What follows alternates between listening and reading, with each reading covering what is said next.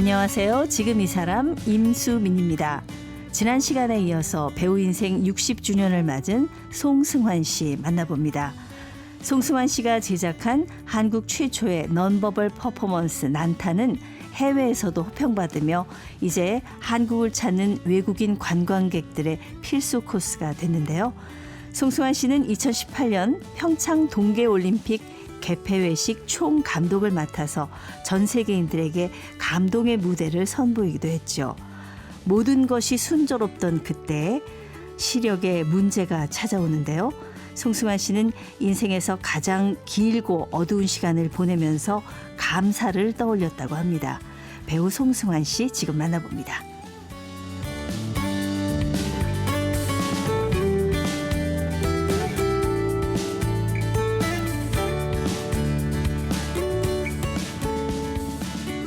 배우 송승환 씨 모셨습니다. 안녕하세요. 안녕하세요. 네. 그 데뷔 60주년 이제 올해라고 하는 게 저도 사실 실감이 안 나는데 60년이라는 세월이 어떻게 금방인가요? 긴 세월인가요? 보내보니까 어떠세요? 정말 금방이죠. 그렇죠. 예. 이렇게 KBS 오면 라디오에 있으면 여기서 뭐 밤을 진 그대에게뿐만 아니라 그 네. 이후에도 많은 프로그램들을 했으니까 예. 그때 생각도 불과 얼마 전 같은데 벌써 몇십 년 전이고 하니까 그러니까요. 뭐 어르신들 말씀처럼 세월은 정말 빠르죠. 예, 사실 데뷔도 우리 KBS 라디오를 통해서 네. 초등학교 3학년 때 하셨으니까 말하자면 어떻게 보면 고향 같은 느낌도 드실 것 같아요. 지난 시간에 이제 난타가 드디어 이제 해외 진출을 하게 됐다. 그 기쁜 소식까지 저희가 얘기를 들었어요. 근데 그 살다 보면은 좋은 일들이 이렇게 계속 겹치는 그런 순간이 있어요. 난타 해외 진출로 꿈을 이루고 나서 네. 올림픽 이제 총감독을 맡으셨어요. 사실 그때 굉장히 뭐랄까요, 좀 신선한 기용이었습니다. 캐스팅이었어요. 예. 신선한 기억이라고 생각하시는 분도 계시고 네. 좀 뜻밖이라는 분들도 계셨을 거예요. 왜냐하면 제가 그런 대형 이벤트 연출을 많이 했던 사람은 아니기 때문에. 네네. 저도 뜻밖이었어요. 왜 나를 총감독으로 이렇게 선임하시나 하는. 나중에 조직위에다 물어보니까 사실은 총감독 공모를 했었죠. 그런데 저한테도 공모하라는 요청이 왔었고요. 네네. 근데 저는 공모하지 않은 이유가 사실 그 대형 공연을 연출하시는 선후배들을 제가 다 잘 알잖아요. 예. 그분들하고 같이 경쟁을 해야 되는 거잖아요. 내가 저 그렇죠. 사람보다 더 잘할 수 있습니다라고 예. 프레젠테이션을 해서 공모를 해서 그건 너무 제가 하기 싫더라고요. 잘하는 사람들과 그런 경쟁을 한다는 네. 게. 그리고 또 심사를 외국인들이 한다고 했어요. 외국의 예. 올림픽 개폐막식 경험 있는 분들이. 그것도 저는 조금 못마땅했어요. 우리나라 올림픽 하는데 왜 심사를 외국인들이 하나. 물론 이제 객관적으로 하기 위해서 예. 그러셨다는 얘기는 들었지만 어쨌든 그래서 저는 공모에 응하지 않았는데 그때 공모에 심사위원들이 공모에 응하신 분 몇 분이 다 적합하지 않다라고 그렇게 결정을 내려서 할 수 없이 조직위에서 이제 총감독 뭐 추진위원회 같은 걸 만들어서 네. 다시 회의를 하고 그리고 이제 저로 결정을 해서 저한테 맡아달라는 제안을 하신 거죠. 네. 그래서 뭐 얘기를 들어보니까 이제 난타의 영향이 워낙 컸겠죠. 네. 난타가 전 세계적인 글로벌한 그런 공연으로 성공을 했고 또 사실 올림픽 개폐막식은 일종의 TV 쇼잖아요. 전 세계 그렇죠. 사람들이 TV로 보는 거죠. 전 세계인이 보는 그렇죠. 거잖아요. 예. 그래서 어쨌든 방송을 좀 아는 사람이 해야 되겠다. 그래서 공연도 알고 방송도 잘 아는 사람으로 제가 적합하다고 생각해서 네. 저한테 제안을 하셨다고 그러더라고요. 네. 처음에는 저도 좀 망설였어요. 물론 명예스럽죠. 정말 와 대단한 자리를 내가 할 수 있을까? 그러나 굉장히 누구나 아무나 하는 건 아니니까 네. 저를 선택했다는 게 고맙고. 근데 또 한편으로는 잘못되면 총책임을 져야 되는 자리잖아요. 얼마나 부담스럽겠어요. 그것도 굉장히 부담스럽기도 하고. 그렇죠. 예. 그래서 고민을 했는데 늘 결론은 그래요. 새로운 일이면 한번 해보자. 네. 새로운 일은 늘 저를 설레게 하니까 이것도 새로운 일이죠. 저한테는. 네. 올림픽 개폐막식. 그래서 하겠다고 마음을 먹고 한 3년간 준비를 해서 네. 개막식을 치르게 됐죠. 지금도 기억이 납니다. 그 백호랑이도 기억이 나고요. 네, 그 네. 김연아 선수가 이제 마지막에 성화에 네, 네. 불을 밝히던 그 순간도 생각이 나고 드론이 막 그냥 떠가지고 오륜을 만들었던 그 장면도 기억이 나고 예 처음에 그 아이디어는 어떻게 이제 생각을 하셨어요? 우선 제일 먼저 한 일이 작가들하고 같이 이제 구성 예. 회의를 하면서 컨셉을 잡는 일, 주제를 잡는 일이 제일 중요하죠. 네. 또 하나 저한테 부담스러웠던 거는 2018년 평창올림픽을 하고 2020년에는 도쿄올림픽이 있고 2022년에는 또 베이징 동계올림픽이 있고 그렇죠. 그렇게 한국, 일본, 중국 세 나라가 나란히 올림픽을 한다는 게 저한테 또 굉장한 부담이었어요. 당연히 비교가 될 테니까. 희한하게 한중일이 네, 네, 네. 그리고 이 한중일은 가깝기도 하지만 또 묘한 역사적인 또 긴장 관계가 그렇죠. 있단 말이죠. 네. 예. 그래서 주제를 잡으면서 제일 염두에 둔 거는 물론 뭐 한국에서 하는 올림픽이니까 한국적인 것을 보여줘야 하는데 네. 어떻게 중국과 다른 한국적인 것, 어떻게 일본과 다른 한국적인 것을 보여줄 것인가. 네. 거기에 초점을 맞춰놓고 많은 작가들 또 많은 예술가들, 인문학자분들과 회의를 하면서 주제를 만들어 나갔죠. 예. 그래서 중국과 일본과 좀 차별화할 수 있는 사실 많은 서양 사람들이 아시아를 잘 구별 못하는 경우가 많아요. 이게 중국 문화인지 일본 문화인지 한국 문화인지. 그래서 이제 중국과 다른 일본과 다른 한국적인 것들을 찾아내는 데 시간을 많이 썼고요. 또 정부에서는 이제 우리가 좀 IT 선두주자라는 것을 보여주고 싶다. 올림픽을 통해서. 네. 그런 얘기도 많이 하셔서 그런 것들을 찾아내는 데도 시간을 많이 썼고 네. 처음 6개월은 주제를 잡는 일로 그렇게 많은 회의를 하면서 예. 작업을 했고 그다음에 이제 각 파트별로 예술가들 아티스트들이 결정된 다음에는 그들하고 이제 한신 한신 구성 회의를 하면서 이제 만들어 나갔는데 그래도 제일 그 올림픽 총감독한테 고민스러운 게 오륜 장면하고 성화 장면이에요. 그럼 그 제일 중요한 어떤 상징적인 장면이니까요. 그렇죠. 그래서 그 이벤트 하시는 분들 용어로는 와우 포인트라고 그러죠. 와우하고 놀랄 수 있는 예. 와우 포인트. 88 올림픽 때도 뭐 수없이 많은 공연과 행사를 했죠. 근데 지금 사람들이 기억하는 건 굴렁쇠 소년 하나밖에 없잖아요. 맞아요. 그게 바로 와우 포인트인 거죠. 네. 세월이 흘러도 기억되는 장면. 평창 동계올림픽 이제 끝난 지 벌써 7년 됐는데 앞으로 17년, 27년 후에는 뭘 기억할까. 그렇게 오랫동안 기억에 남을 수 있는 그런 장면을 오륜을 어떻게 표현하고 성화를 어떻게 점화하느냐에 그런 와우 포인트를 어떻게 만드느냐가 저한테 또 굉장히 큰 숙제였죠. 네. 그래서 오륜은 뭐 사실 그동안 역대 올림픽에서 했던 오륜 장면을 다 모아서 봤어요. 예. 다 보고 나니까 다리에 힘이 쭉 빠지더라고요. 더 이상 할 게 없어요. 다 나온 것 같죠. 다 나왔어요. 모든 아이디어가 나올 수 있는 아이디어는 다 나왔어요. 그래서 고민 끝에 어느 날 저한테 떠오른 게 드론이었어요. 어느 올림픽에서도 아직 드론을 써서 뭘 한 적은 없었고요. 처음 쓰셨어요. 네, 맞아요. 그래서 예. 이제 드론 1218대를 써서 이제 오륜을 만드는 그 작업을 시작해서 무사히 잘 해낼 수가 있었고 또 끝나고 나서 역시 화제가 돼서 네. 뭐 뉴욕 타임즈 같은 경우 그 드론으로 만든 오륜이 굉장히 환상적이었다 이런 평도 실었고 많은 언론들에서도 좋은 반응을 보여주셔서 성공적인 와우 포인트가 되지 않았나 그런 생각이 들어요. 이 드론이 나오고부터 사실은 이 텔레비전의 어떤 영상이 너무 많이 달라졌고 달라졌죠. 예. 네, 네. 그때 정말 선구적으로 그걸 딱 올림픽에 쓰실 생각을 하셨는데 그 올림픽 평창올림픽 개폐회식 준비를 한 어느 정도 하신 거예요? 제가 선임된 게 2015년 여름이었어요. 그러니까 약 3년 6개월 정도 준비를 했죠. 네. 처음에 6개월은 이제 말씀드린 대로 주제를 잡는 것들 때문에 시간을 많이 썼고 그다음에 장면 하나하나를 구성하는 데도 여러 가지 아이디어가 있잖아요. 네. 또 우리가 회의를 하면 미술 감독이 생각하는 또 음악 감독이 생각하는 미디어 아트 감독이 생각하는 아이디어들이 다 다를 수 있죠. 네, 똑같은 네. 스토리라도. 총감독은 역시 그걸 이제 조절하는 역할이죠. 네. 이 장면은 미디어 아트 쪽으로, 이 장면은 다른 무엇보다도 비주얼에 중심을 네. 둬야겠다. 이 장면은 사운드에 중심을 둬야겠다. 이런 것들을 이제 조절하고 결정하는 것, 이제 그런 작업들을 개막식 한 씬 한 씬, 폐막식 한 씬 한 씬을 3년 동안 계속 업그레이드하고 네. 또 다 만들었다가 부숴버린 씬도 많죠. 굉장히 좋은 아이디어고. 그게 영화 감독들도 맨 마지막에 편집할 때 참 빼는 게 걷어내는 게 되게 힘들다고 하더라고요. 맞아요. 예. 근데 어쩔 수 없이 예산 때문에 네.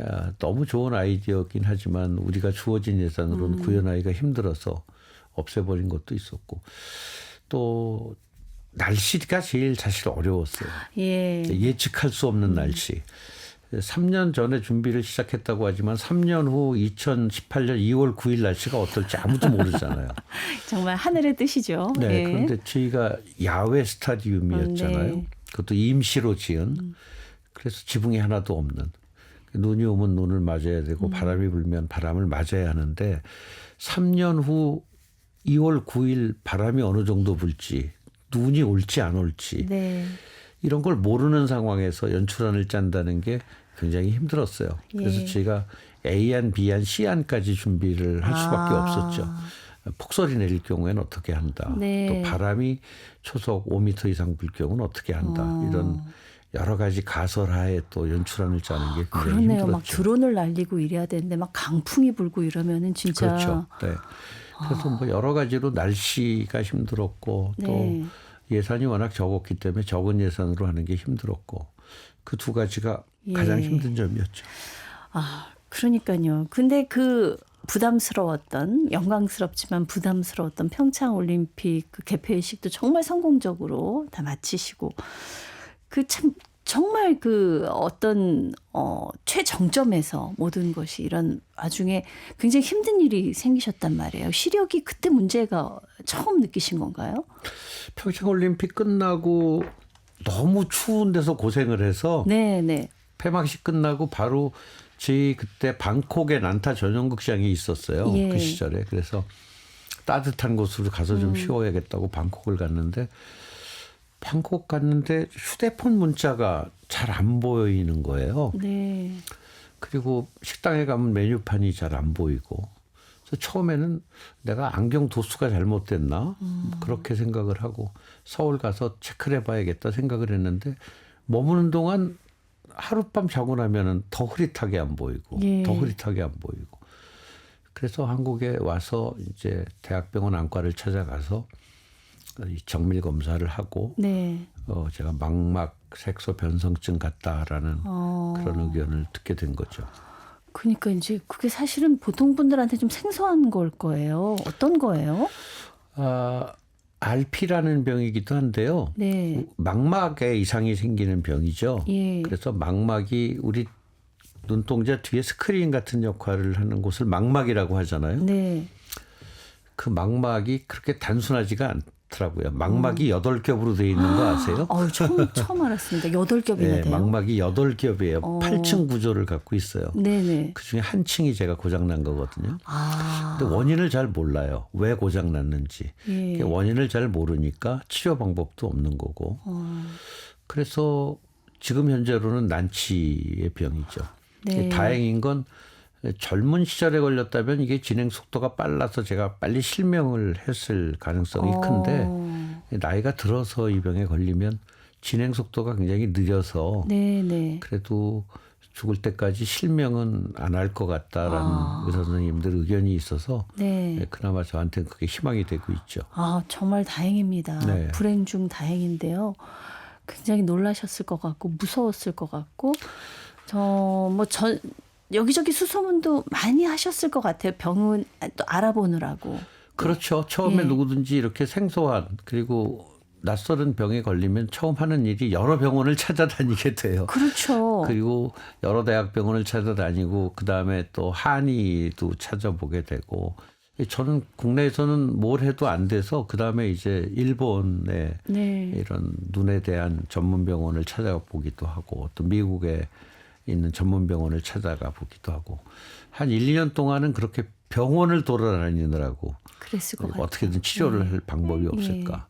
근데 결국은 이제 어느 나라를 가든 치료 방법이 없다는 게 결론이었고 그래서 그 다음부터는 의술이 해결 못하면 기술로 좀 해결해 볼 수 없을까? 네.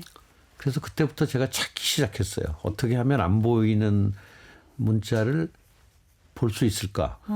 보지는 못하지만 들을 수는 있겠다. 네. 그래서 요즘 이제 IT 기술이 발전해서 많이 들을 수 있는 기능이 개발이 됐거든요. 예. 그러니까 뭐 휴대폰 문자도 듣고 또 영화 자막도 한국어로 듣고 네. 뭐 이런 것들을 이제 하나씩 찾기 시작했죠. 또 제가 좀 몇 개 개발도 했어요. 웨어러블이라고 촬영 장비가 네네. 있어요. 그 웨어러블 장비에다가 태블릿 PC를 달아서 태블릿 PC 카메라로 줌인해서 가깝게 보는 그런 것도 제가 만들어도 보고 예, 예. 뭐 연극 연출할 때 좀 필요하더라고요. 무대를 좀 가까이서 보려면은. 네, 네. 다행히 제가 30cm 앞에만 오면 보이거든요. 네, 네. 그래서 요즘은 거의 태블릿 PC를 몸에 꼭 지니고 다니죠. 그래서 잘 안 보이는 건 바로 찍어서 확대해서 네. 태블릿 PC로 보고 또 촬영해 놨다가 나중에 또 태블릿 PC로 보기도 하고. 그래서 요즘은 이제 많이 익숙해졌어요. 안 보이는 거에. 그러니까 이제 불편하긴 하지만 불가능한 것은 아니다. 네. 그렇죠? 예전보다 예. 시간이 조금 걸리죠. 무슨 일을 네, 하는데. 네. 그런데 그렇다고 못할 건 없죠. 아, 저는 요새 드라마 나오신 거 이런 게 연기하시는 거 보면서 눈이 괜찮아지셨나 그런 생각했었어요, 사실은. 네. 괜찮아지진 않았고 네. 다만 이제 촬영할 때도 리허설이라는 과정이 있으니까 네. 연습하는 과정에 상대방 위치도 봐두고 동선도 다 미리 네, 외우셔야 될 것 같아요. 동선도 다 미리 외워놓고 그렇게 하면 뭐 예전보다 좀 불편하긴 하지만 그렇다고 못할 네. 건 없으니까 다 할 수 있더라고요. 연기 준비하시는데 시간이 더 많이 들어가겠네요. 네, 조금 더 걸리죠. 네. 그런데 예전엔 대본을 물론 보면서 외웠죠. 근데 예. 요즘은 보이질 않으니까 들으면서 외우는데 네. 이것도 하다 보니까 들으면서 외우는 게 더 빨라지던데요. 그렇게 일부러 외라는 분들도 있습니다. 뭐든지 다 사람이 이가 없으면 잇몸으로 산다고 예. 나름 또 새로운 방법을 찾아서 적응해 가는 거죠. 굉장히 이제 긍정적으로 이겨내고 계신데 사실 이렇게 힘든 와중에서 어느 날 나도 모르게 감사합니다 이런 말이 튀어나오셨다고 네. 하던데요. 예. 그 외국 병원을 막 돌아다니고 결국은 치료 방법이 없다는 얘기를 듣고 무척 실망했었는데 그 실망한 다음 날 아침에 일어났는데 그날 하늘이 유난히 파랬어요.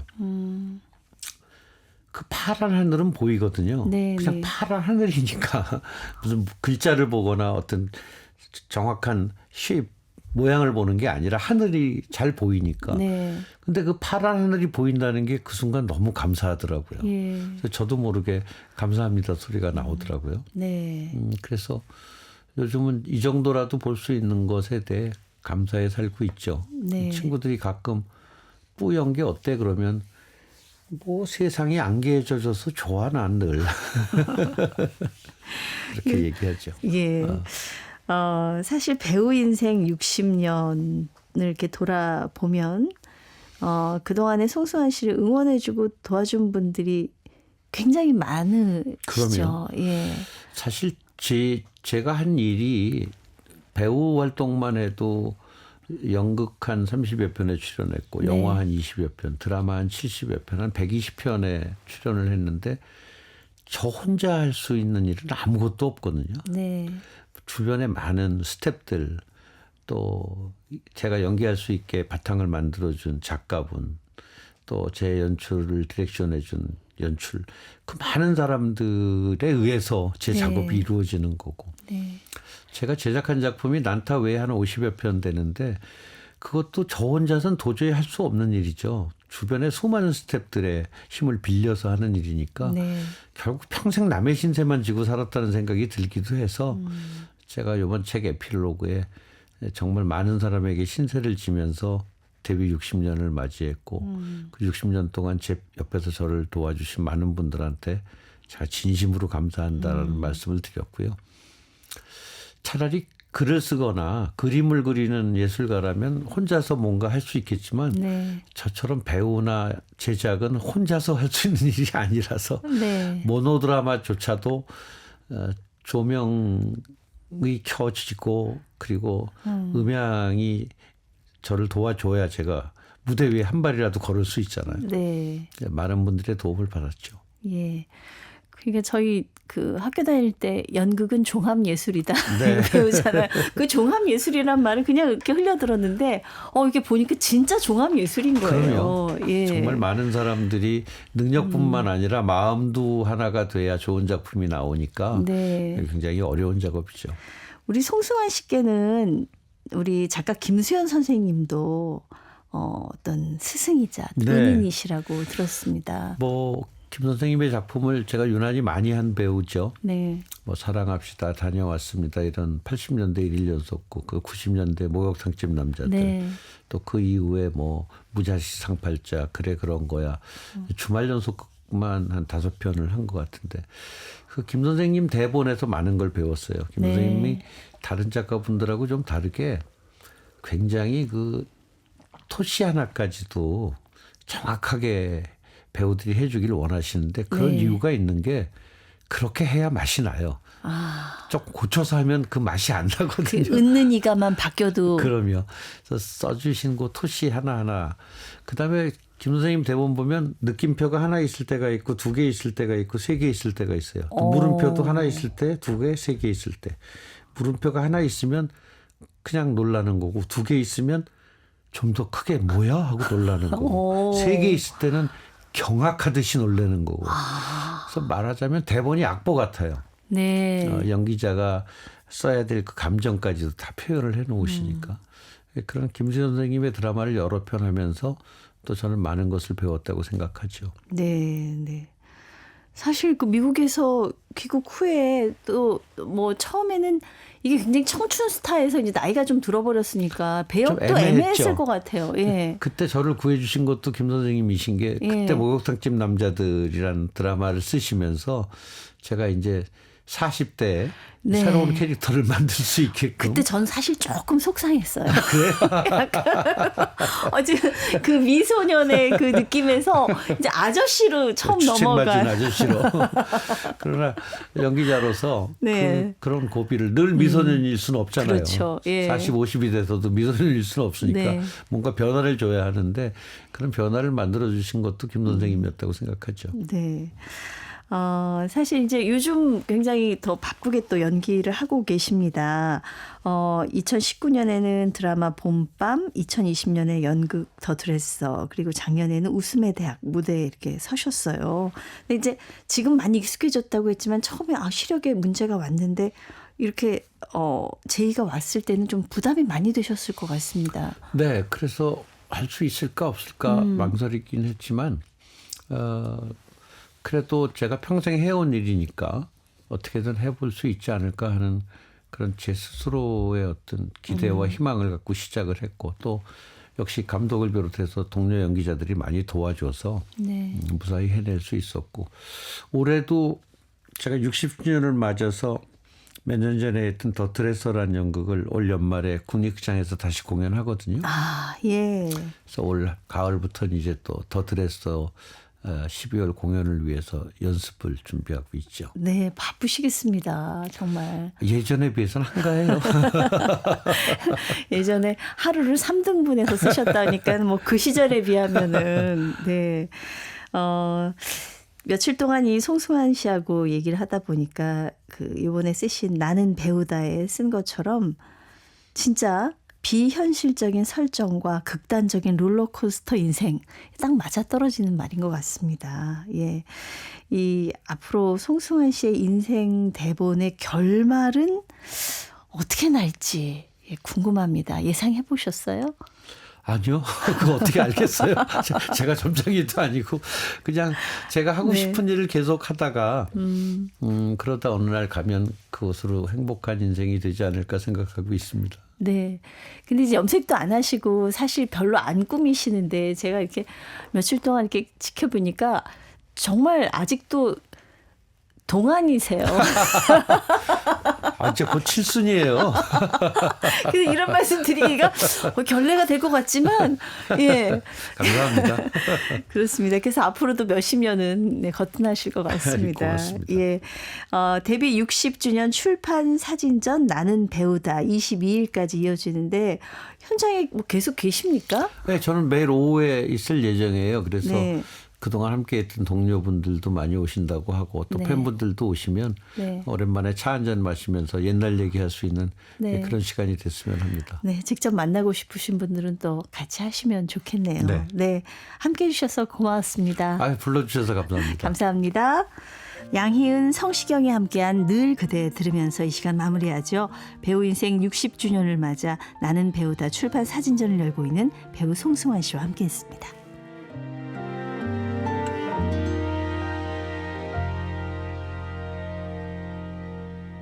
어쩌면 산다는 건 말이야